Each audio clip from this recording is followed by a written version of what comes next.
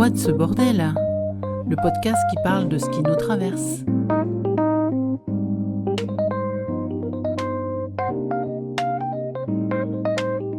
Les chroniques. Aujourd'hui, je vous emmène avec moi dans mes cours de psychopathologie. Je me suis intéressée à cette discipline parce que je trouve que c'est une bonne façon d'apprendre à mieux se connaître les autres et comment les accompagner également. Bien sûr, il ne s'agit pas pour moi de poser des diagnostics. Seuls les médecins psychiatres sont habilités à le faire. La psychopathologie ne se limite pas à classifier les troubles. Elle cherche aussi à comprendre le sens, les mécanismes et l'expérience subjective de la souffrance psychique. Acquérir ces connaissances m'intéresse. Aujourd'hui, je vais vous parler des addictions. Pas seulement l'alcool, pas seulement la drogue, mais aussi les achats compulsifs, le sexe, le jeu, le besoin de contrôler, de remplir quelque chose. Parce qu'au fond, une addiction, c'est rarement une histoire de produit ou de comportement. C'est souvent une histoire de vide. Et peut-être que la vraie question, ce n'est pas « pourquoi tu consommes ?», mais plutôt « qu'est-ce que tu essayes de faire taire ?» Une addiction, au départ, ça soulage. C'est important de le dire, sinon on ne comprend rien. L'alcool détend, le jeu excite, le porno anesthésie, le shopping procure du plaisir, la relation fusionnelle rassure. Au début, il y a souvent un effet qu'on pourrait qualifier de magique, une suspension. Comme si, pendant quelque temps, la douleur intérieure se taisait enfin. Mais le problème, c'est que le cerveau adore les raccourcis. Alors il apprend, il enregistre, et très vite, ce qui était un choix devient un réflexe, puis un besoin, puis une prison. On peut parler d'un cycle en 5 phases, et franchement, beaucoup de gens vont se reconnaître. Au départ, je me sens fragile.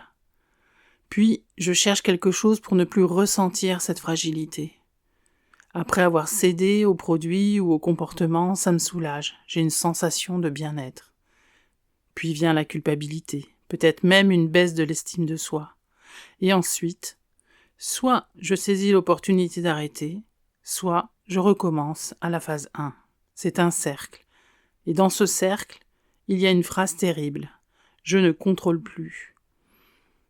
Et là, souvent, c'est la honte qui débarque. Une honte immense. Parce que la personne sait, elle sait que ça lui fait du mal. Elle sait qu'elle replonge. Mais elle replonge quand même.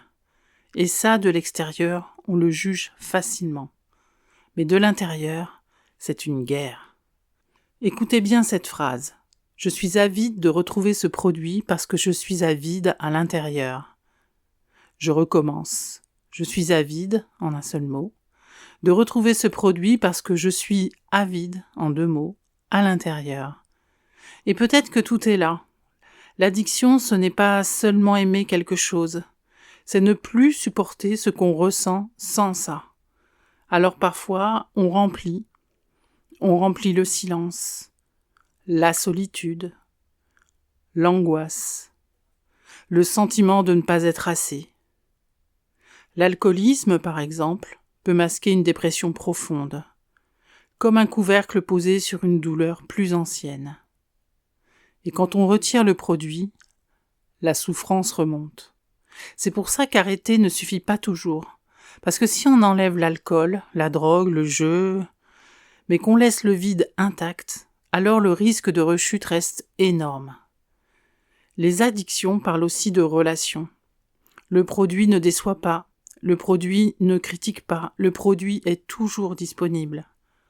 Alors que les humains, ils frustrent, ils blessent, ils partent.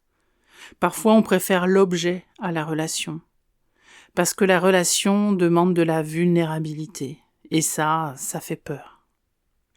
Le système addictif peut aussi enfermer la personne dans une identité. On ne dit plus « j'ai un problème avec l'alcool », on dit « je suis alcoolique ». Et ça change tout. Parce que le comportement finit par coloniser la personne tout entière. Évoquons aussi le déni. Je vais bien, j'arrête quand je veux, de toute façon, faut bien mourir de quelque chose. Ça traduit une forme de toute-puissance, comme si les règles valaient pour les autres, pas pour soi.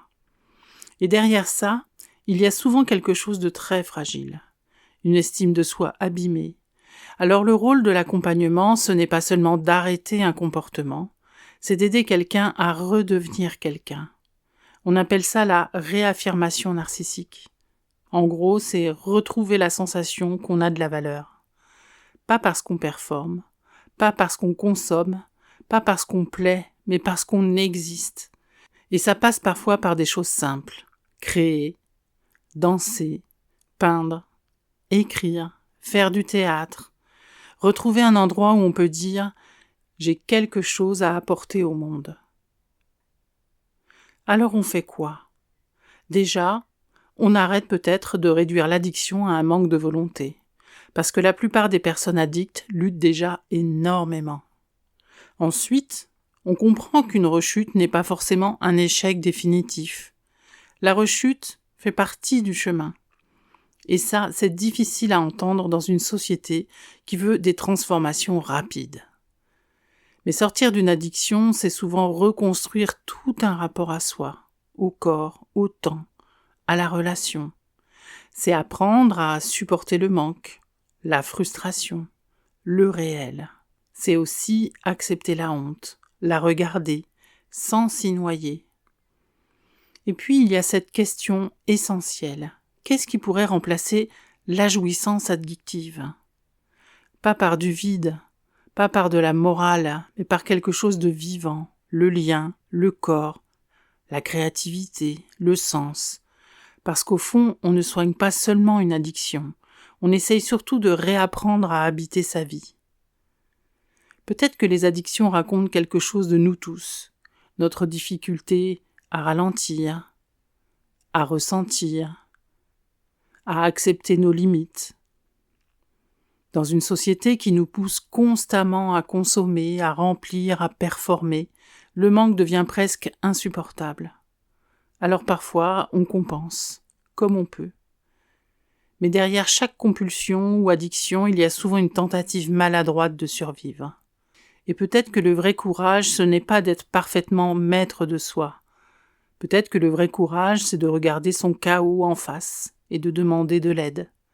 Faire appel à quelqu'un qui saura accompagner la rechute, sans jugement, sans a priori. Quelqu'un qui saura aider à retrouver la capacité de responsabilisation. Quelqu'un qui saura accueillir la honte avec un regard bienveillant. Quelqu'un qui saura voir ce qui se cache derrière le symptôme.